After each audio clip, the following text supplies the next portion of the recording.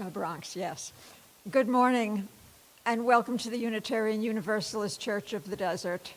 I'm Bryna Blum, your worship associate this morning. So pleased that Nikko Beltran from Compassion and Choices, an organization I feel so strongly about, accepted my invitation to be with us today. Many months ago, when I invited them to be with us today for Share the Plate, there would have been no way of knowing how relevant it would be to the losses this congregation has suffered these last 3 weeks. Before we begin, please take a moment to silence all cell phones. As we begin today, let us acknowledge that we are on the historic homelands of the various bands of Cahuilla people, and we honor the unique relationship that we hope emerges between our community and the indigenous people and their traditional territories. Let this acknowledgement serve as a reminder to recognize, honor, reconcile, and partner with the Cahuilla people whose lands and water we benefit from today. I also want to acknowledge that in this congregation, we welcome people of all sexual orientations and gender identities, of all ages and all sizes, people of all economic statuses and professions, of all physical and mental abilities, people of all races and ancestries and cultures. We welcome you wherever you come from, whoever you love, whatever your immigration status or civic engagement. We welcome all those who will learn and grow with us as we commit to embrace the rich and beautiful diversity of the world and to build a community centered in justice, in compassion, and most importantly, in love. You are welcome here, and we are so glad you're with us this morning here in the center. Before we ring the Tibetan bowl, I'd like to share the following words with you. They're adapted by Kathleen McTee and really resonated with me. Into this house, we bring our hunger for awakening. We bring compassionate hearts and a will towards justice. Into this house, we bring the courage to walk on after hard losses. And into this house, we bring our joy and gratitude for ordinary blessings. By our gathering, we bless this place. Come, let's worship together as we ring the Tibetan bowl to begin our service and listen to the wonderful Malcolm play our music for centering.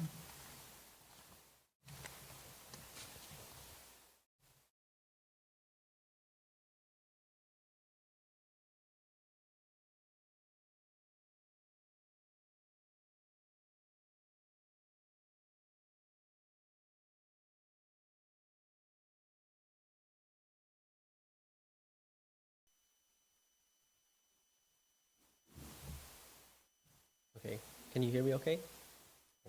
Okay. Hi everyone. As mentioned, my name is Nikko Beltran and I am a states advocacy organizer with Compassion and Choices. I found my way to Compassion and Choices during the pandemic. I was laid off and had trouble finding work, but my mom, she works at City of Hope, and one of the doctors she works closely with was familiar with Compassion and Choices. And since I had a background in community organizing, I felt like it was something that was interesting. I wasn't sure if it was something that I was thinking that I was going to get into, but I think because of the pandemic, I realized that, life is short and anything can really happen. And, just seeing how many people were affected by it, I felt more inclined to try to do what I could to get information and tools and resources out there to the community to have a better end-of-life option so they are aware of, what it is that may look like, what their end-of-life journey would look like, and how to best prepare that for yourselves as well as your family and loved ones. Death can be very difficult to talk about and think about. No one wants to die, but the good news is that talking about death won't kill you, but it can, it won't, but it can help you and your loved ones to plan ahead. So when the time does come, the time comes, you can have the end-of-life experience that you want. In order to plan ahead, you need to know what your options are. So today I will go over the importance of advanced care planning, what that may look like, what documents you may want to have, what different end-of-life options are available to you, tips on how to have conversations, as well as additional resources that we have available that may be helpful. Thank you again for having me, and I look forward to going over that in today's sermon. So, oh yeah, that's right. So now I would like to invite the congregation to stand if you are willing and able to, and sing the opening hymn, and the words will be above us on the screen.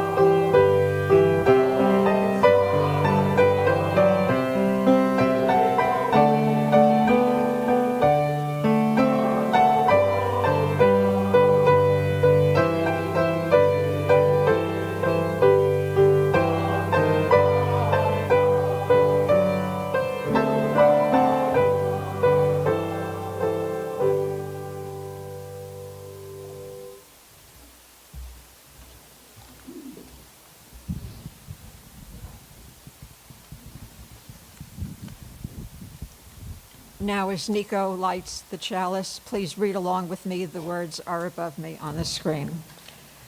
During our darkest moments, still there is hope. When facing our biggest challenges, still there is hope. When all we can do is put one foot in front of the other, still there is hope. When we can't find the way out, still there is hope. When we can do is help hold someone's hand as they cry, still there is hope. We are the hope for ourselves and for one another. Always there is hope. Let us light our challenge. Now if Jerry Hodgson will come up and light the BIPOC candles.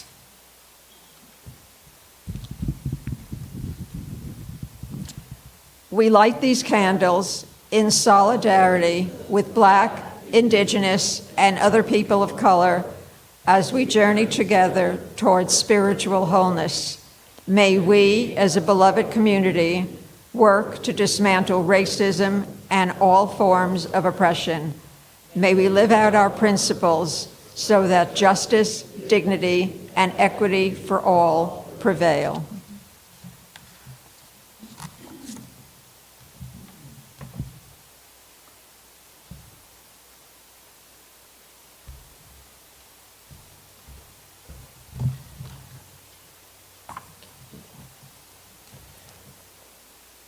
Okay. How many of you are familiar with compassion and choices? Okay, that's good. Yeah, because before I knew nothing, but it's been interesting to find out more about it and the work that they've done over the last few decades. But yeah, so for those that are not familiar, Compassion and Choices is the nation's oldest, largest, and most active nonprofit working to improve care, expand options, and empower everyone to chart their own end-of-life journey. This is our mission statement. We believe in patient-directed care, where patients should have the ultimate decision of choosing treatments that align with their individual priorities. Patients and healthcare providers should work as a team, and your healthcare team should not make decisions alone. So how are you going to bring this up with your doctor? For some people, it can be very difficult to have this conversation, as well as trying to have this conversation with your loved ones. How we usually start is by considering how most people want their lives to be at the end of life. Research has revealed that most people want to experience their end of life at home with their loved ones, with their pain and discomfort managed, to have their spiritual needs and values respected, as well as without being a devastating burden for their loved ones. However, the reality is that 60% of Americans die in acute care hospitals and 20% in nursing homes. 1 in 3 near the end of life also receive non-beneficial treatments. Those are often painful, uncomfortable, and futile because they have no hope of improving health while compromising quality of life. So that's why we try to start the conversations early with family and loved ones, as well as something that I like to encourage is ask early and ask often. Something to sit down with your family and loved ones, as well as with your primary care doctor or your healthcare team. These will cover the different end-of-life options, but going over, should I find myself in this type of situation? How will you support me in my decision if I decide to go this way? Will you support me in my decision to forego treatment options if that's something that I no longer wish to have? So those are the kinds of things that we try to encourage folks to think about before it's too late in the moment, because a lot of things would be hard to kind of cover. It's kind of hard to cover all your bases when it's the end of life. So one such thing that we cover is medical aid in dying. For those that are not familiar, medical aid in dying is a medical practice that allows a terminally ill adult the option to request medication from their healthcare provider to receive medication to peacefully end their suffering. This practice is authorized in 10 jurisdictions as well as Washington, D.C. To be eligible for medical aid in dying, and here in California, an individual must be an adult, 18 years of age or older. They must also be a resident of California. They must also have a terminal disease with a prognosis of 6 months or less to live, which is similar to those who qualify for being in hospice. They also have to have a mental capacity to make a medical decision. If there is a question, a physician must refer the patient for a mental health assessment. The patient must also be acting voluntarily, something that they are consciously making a decision for themselves for this option. The patient has made their decision after being fully informed of their diagnosis and prognosis, all other end-of-life options, risks and probable outcome of medical aid in dying, and also knowing that they have a right to withdraw the request at any time. The physician must also inform a person of all end-of-life options, so that way you can choose which one you feel like would be best for you. 2 verbal requests by the patient, and it also must be separated by 48 hours and 1 written request. So what that looks like is if this is something after you've realized that you've done all the treatments that you have available and it's something that you feel like is not improving any quality of any quality of life for yourself, you can make the request, your first initial request with the physician, and then within 48 hours, so 2 days, you can make a second request with a second provider. So you have to go through 2 medical providers, to request this. It's not something that you just go in and ask and you get the same day. The 2 physicians must confirm eligibility to use the law, and 2 witnesses must attest to the voluntary nature of the individual's request. So showing that, usually it isn't a family member, it's usually a social worker that is provided by the hospital and someone else to verify that the person is acting of their own decision and not being coerced. And again, that they have the mental capacity and that they do have a terminal prognosis of 6 months or less to live. And lastly, the person must be able to take and ingest the medication themselves to ensure that they are the ones that are ingesting it and choosing to take it. Oregon and Vermont are currently the only states that do not have a residency requirement. So folks, should they find themselves out of California, if you're not originally from California, you can find yourselves traveling to these states to request this medication. However, if you are interested in this end-of-life option, it is important to note that if you live in a state where medical aid in dying is not authorized, you cannot go to Vermont or Oregon to receive the medication, and take it back home with you. It has to be ingested in one of those two states. So if that is an option that you are considering, that is another thing you have to take into consideration. Like, is this something that you are able to do? And not a lot of people are able to do, and we recognize that. That's a big financial burden, to move your family, whether it's yourself or family and loved ones, to be there with you. So, but this is like the best way that we are able to try to have this option available to more folks outside of the 10 jurisdictions as well as Washington, D.C. Again, medical aid in dying is optional. It's optional for the terminally ill person to request it, and once they have the medication, it's optional for them to ingest it. So you can go through the many steps to receive the medication and still choose to not even ingest the medication. About 36% of people who obtain the prescription never use it, but many of their families report that just having the medication allowed the terminally ill person to live out the remainder of their life with less anxiety, knowing that they had this option if their suffering became too much for them. And I think that's something that was surprising for me because, I feel like having to go through the whole process itself is such a grueling thing. But for folks who do go through it and do receive the medication, they have it as an option, and just knowing that they have that, again, if the pain and suffering becomes too much for them, that it is something that they have there. And what I've heard too is how folks, when they do know that they are at the end of life and they are at this portion, a lot of folks will tend to be able to have a proper goodbye. They can invite their family and loved ones over and be able to say their piece, say their goodbyes, and just, be able to cherish those last moments. And I think that's just something that's a beautiful luxury that not all of us are able to have. But, I feel like, again, that's something to consider in saying, like, ask early and ask often.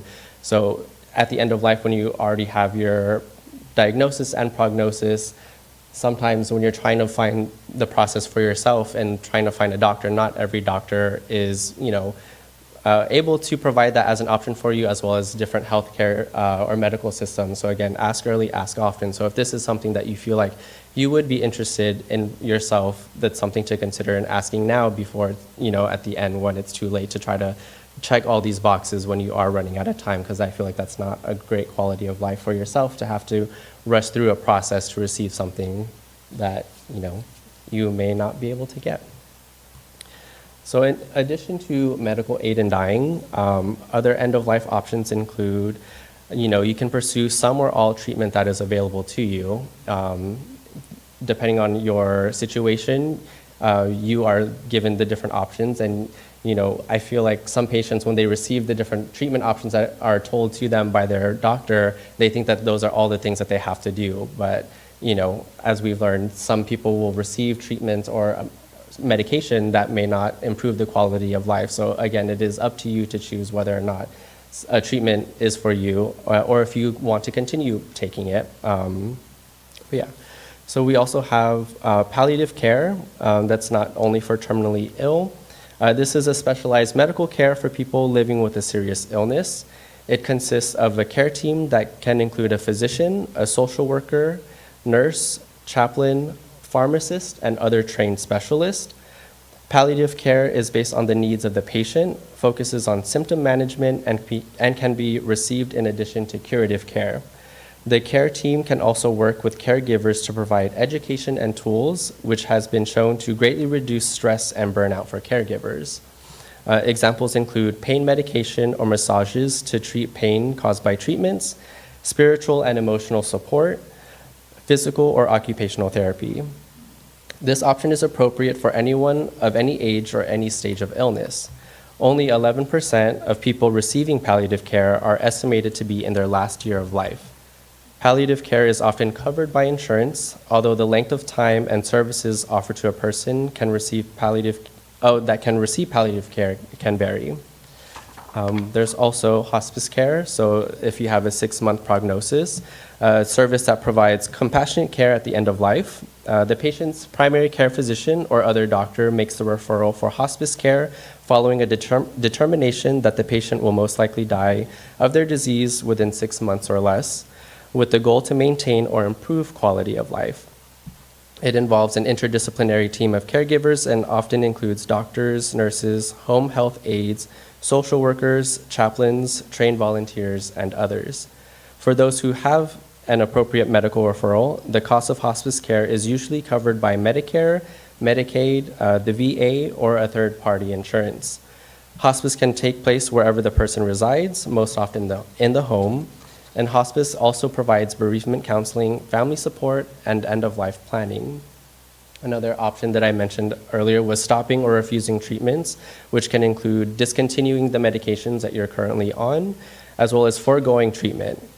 You may make the decision to stop dialysis. You can also make the decision to discontinue medications that manage chronic conditions, stop blood transfusions, or forego treatments like in the event of pneumonia or other infections. So again, it's up to you, and if it's something that you feel like is no longer improving your quality of life or adding to that, that's something that you can discuss with your team and your healthcare provider, as well as your family and loved ones, just to make sure that everyone is on the same page with that.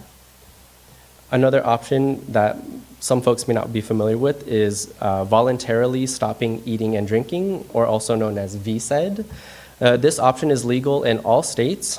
An individual who is mentally competent may choose to voluntarily stop eating and drinking to allow a natural death. While this option is legal, not everyone is supportive, including some healthcare providers and hospices. So it is important to have a supportive team to help you if you do choose this option. Your support team can include your family, friends, loved ones, and end-of-life doulas, physicians, as well as hospice. The person choosing to do VSED can select people in their life who are supportive of their choice to surround them during the process. As the process continues, a person will need help with self-care, such as helping them turn in bed to not develop bed sores. A supportive physician or hospice can provide palliative care medications to help with anxiety, thirst, and/or hunger. Reasons why people cite that they choose this option often include that intolerable suffering of a terminal illness, unrelieved suffering of a chronic or incurable progressive disorder, and choosing to complete a fully lived life. Another option that we let people know that is available to them is palliative sedation. So palliative sedation, sometimes referred to as terminal sedation, is an option that is used in rare circumstances.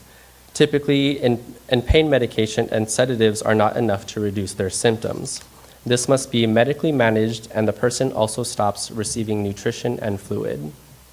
So during our presentations, we always go over those end-of-life options just to kind of give an idea of what is available to them. For myself, as I'm learning, VSED was something that was new for me, and to learn that that was something that is legal in all states, but that also comes with its caveats, again, that were mentioned, that not all healthcare systems do approve of it, and even some doctors and the healthcare team can also choose to not support that decision as well. So again, as I like to say, ask early, ask often. So if these are some of the options that you feel like, may be of interest for you as you find yourself in different situations at the end of life, this is something that you'd want to start having early with your family and loved ones, as well as your primary care physician and your healthcare team if you do have one.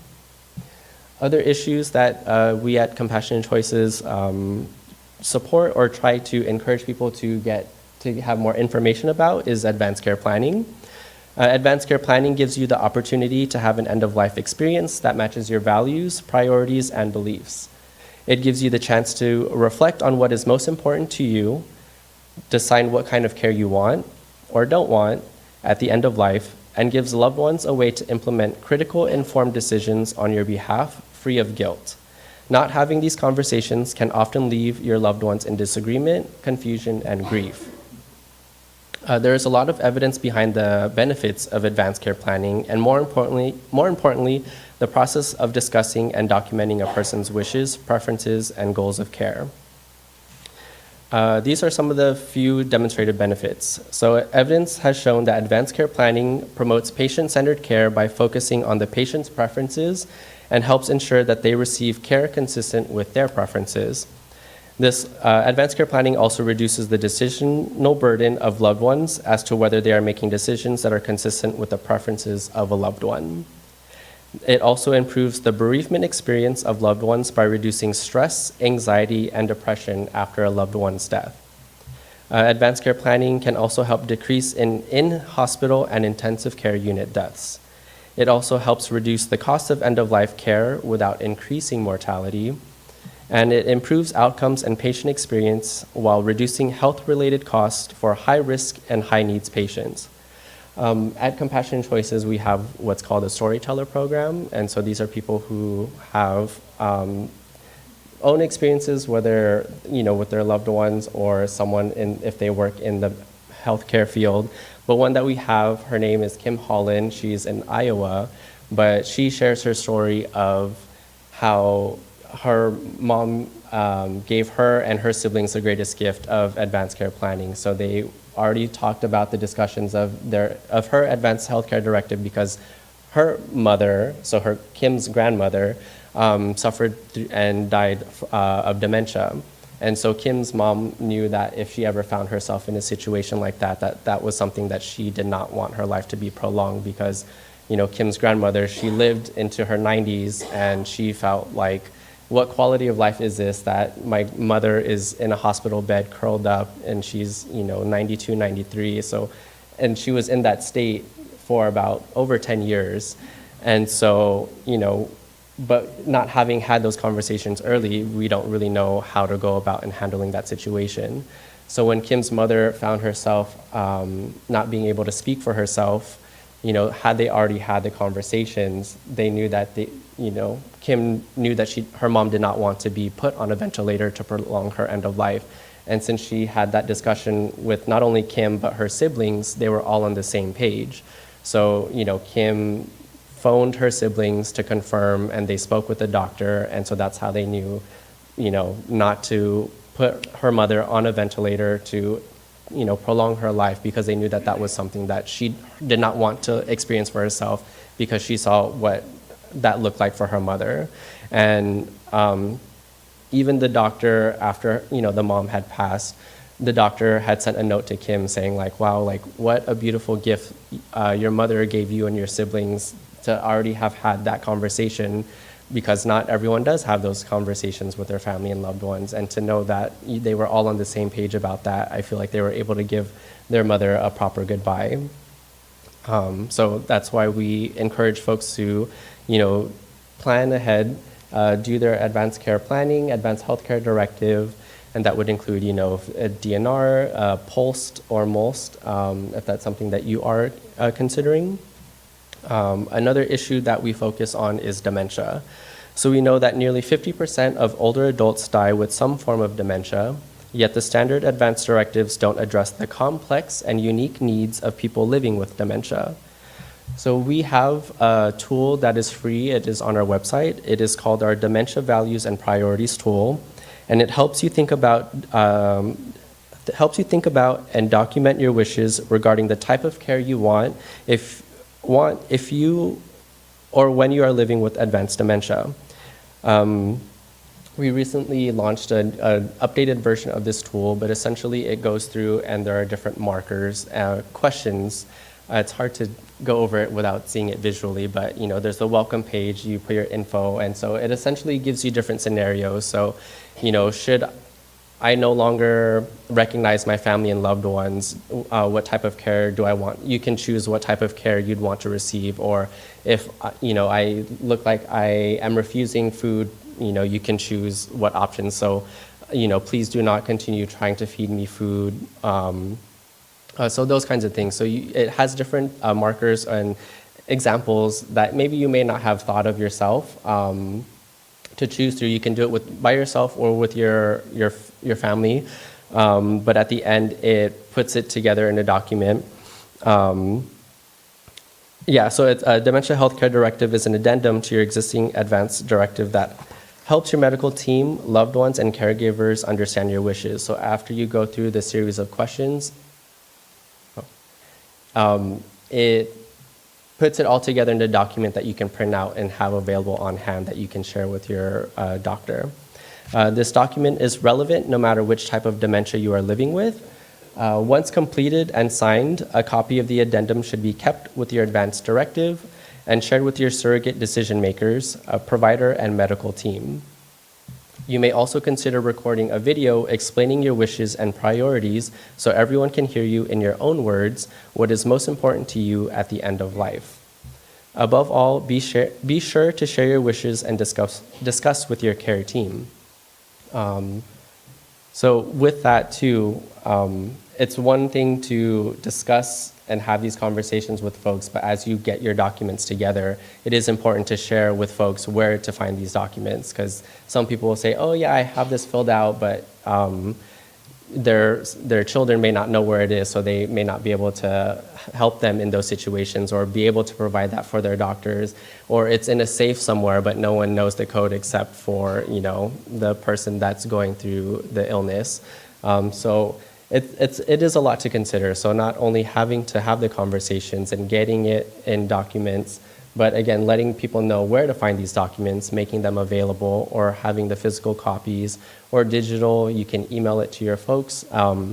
The part about like recording a video, you know, it's one thing to record the video and have it saved on your phone, but if no one has access to your phone, they won't be able to, you know, see that. So you can consider sending that video out to, you know, and have it updated regularly.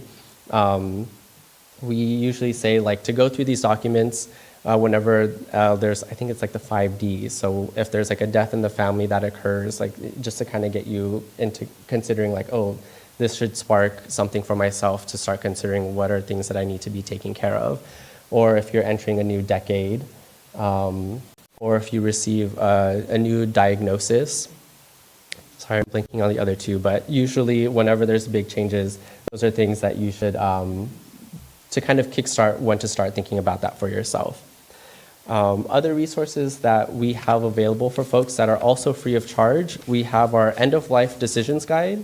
So it's this booklet. It goes through the different questions that you may have or things to consider, how to even start the conversations with your family and loved ones. And then in the end, you do have important documents that you can fill out and provide to your healthcare team, as well as your family and loved ones, as well as the sectarian healthcare directive. So if you find yourself in a place like a religious institution, this is something that can help to kind of like, to a healthcare institution whose religious or moral policy conflicts with the instructions in my advanced care directive. So this is something that you can fill out to, for that. It's very useful. A lot of people, it's our most popular one, so if you are interested, I do have some copies. If I don't have enough, feel free to let me know, and I can get your contact info, and I can make sure that I get one sent out to you. Another thing that we have available is our doc-to-doc program. So if any of these end-of-life care options are of interest to you, we have a toll-free line that you can call, and you can provide to your doctor. So if your doctor isn't familiar with medical aid in dying, or if they would like to get more information about medical aid in dying and how the process of that works, you know, VSED, voluntarily stopping eating and drinking, our doc-to-doc line you can provide to your doctor, and they call it, and we have a resource list of physicians who are trained and knowledgeable in these different areas to provide more information and answer questions for your doctor, so that way your doctor can be on the same page of the different treatment options that you are looking to get more information on. Another one that we have is a diagnosis decoder. So that's another online tool that we have. It goes through a series of questions. Sorry. It's an easy to use online tool. It helps you find the right questions to ask to get the care that you want. It also helps you learn how to obtain the information you need to prepare for a general medical appointment, oncology appointment, or dementia care. These questions help you receive clearer information from your doctors and make fully informed treatment decisions. Our diagnosis decoder empowers a person living with dementia, general illness or cancer, or even a caregiver to indicate the current status of a diagnosis, specify what they hope to learn and accomplish from an upcoming clinical appointment, and customize this experience using a list of helpful questions. The questions that you choose, it can be printed out or emailed to your doctor, and that way it can help you prepare for an appointment should you find yourself wanting to find more information about a treatment or different options, or after you receive a diagnosis. These questions include different things that you probably wouldn't have thought about normally or think to ask when you do have an appointment with your doctor. I think that, yeah, pretty much sums up the information that I have. So again, ask early, ask often. If there's anything that you feel like a situation that you may find yourself in, just try to start discussing these options with your family and loved ones to make sure that everyone is on the same page. In addition to making sure you get it documented, as well as talking to your physician and your healthcare team should you find yourself having one. And again, we have all the tools and resources available to help you initiate and start those conversations if it's something that you would like help in. But yeah. Yeah.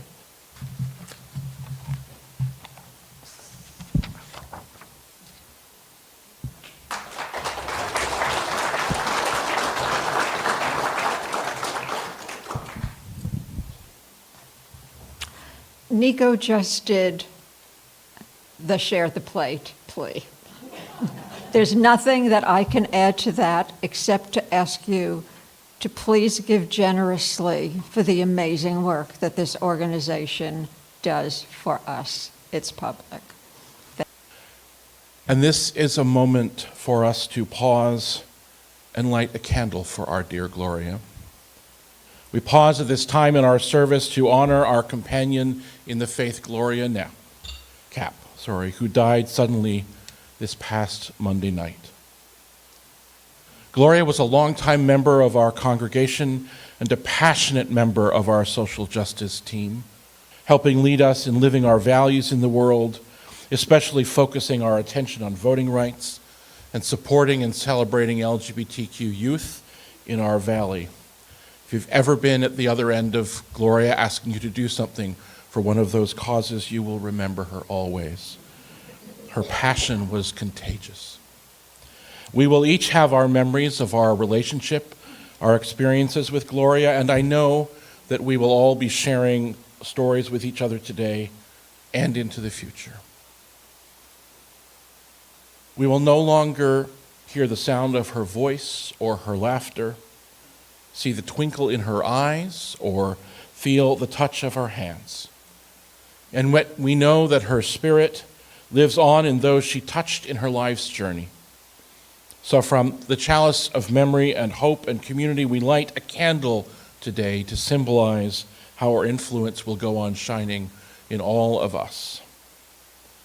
In mystery, we are born. In mystery, we live. And in mystery, we die. Will you join me for a time of quiet contemplation and prayer?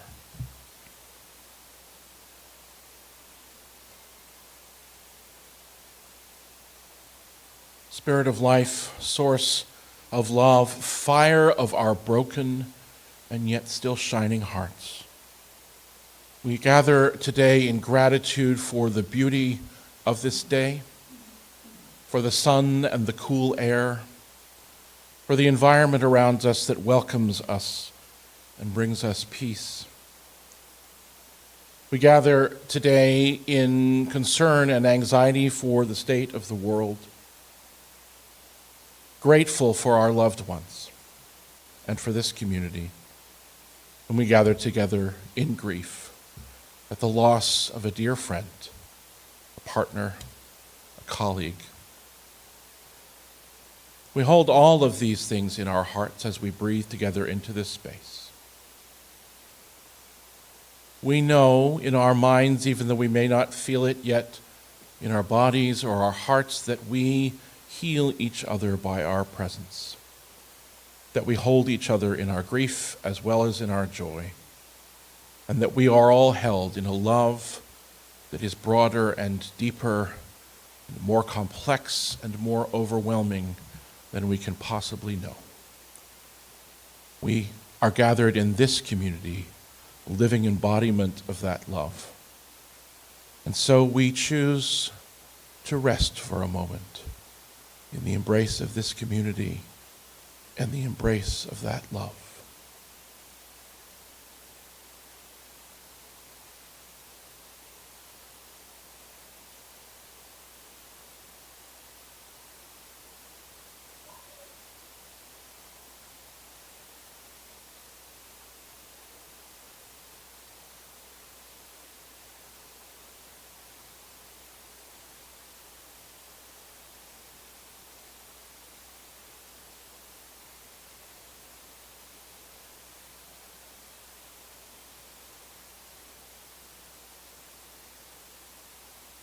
May all beings know peace. May all beings know an end to suffering. May all beings know love. Will you join your voices together now, friends, as we sing our hymns for meditation, Spirit of Life and Fuente de Amor.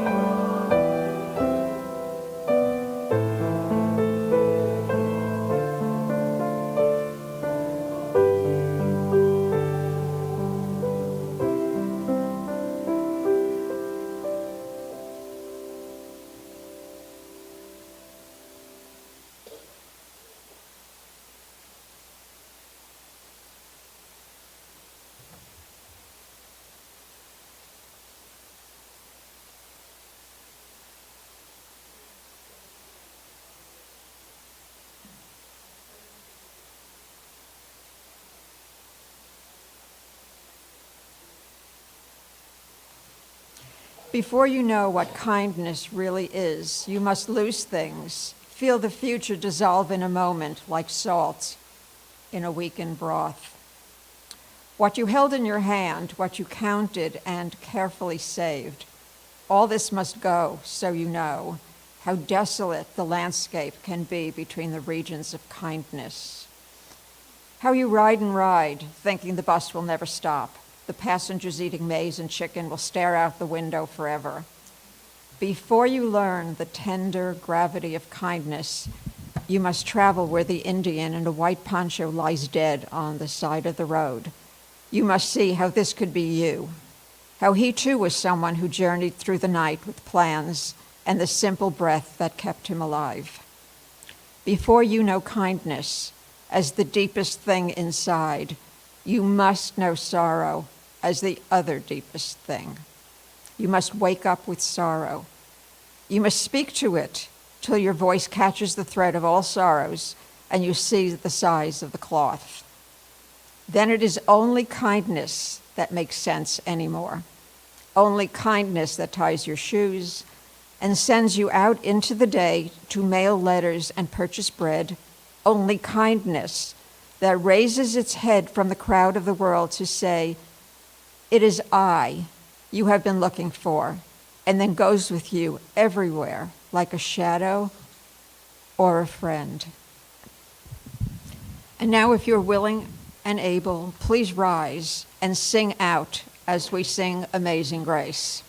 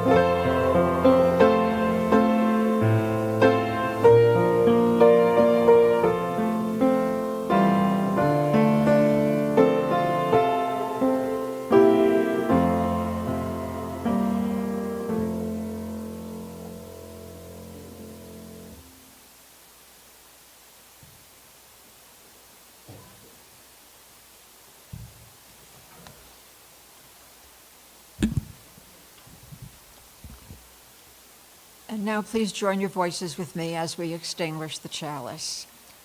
We extinguish this flame, but not the light of truth, the warmth of community, or the fire of commitment.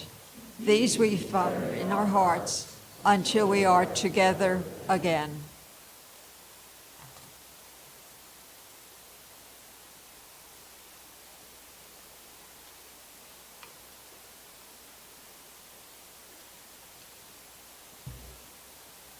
Thank you again, everyone. It was a pleasure having a chance to talk to you all about Compassion and Choices work.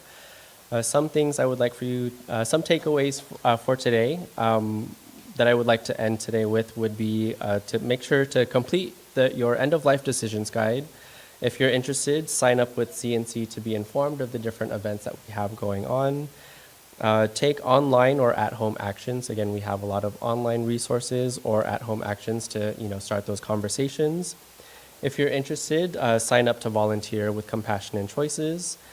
Also, to encourage your continuing care community or healthcare system to adopt policies that respect end-of-life options. And if you're interested, again, invite us to give a presentation in your community. And I know we already did the donations, but thank you, because a lot of our tools, resources, and the work that we do is built off of the donations, so individual donors like you, so thank you very much. I would like to end with a quote that we usually start off with, but I felt it was appropriate to end with, that we cover in a lot of our presentations. It's from Atul Gawande from their book, Being Mortal. So it's life is meaningful because it is a story, and in stories, endings matter. Again, thank you so much. I will be out in the front to answer any questions you may have, and I also have handouts available for you as well. So thank you.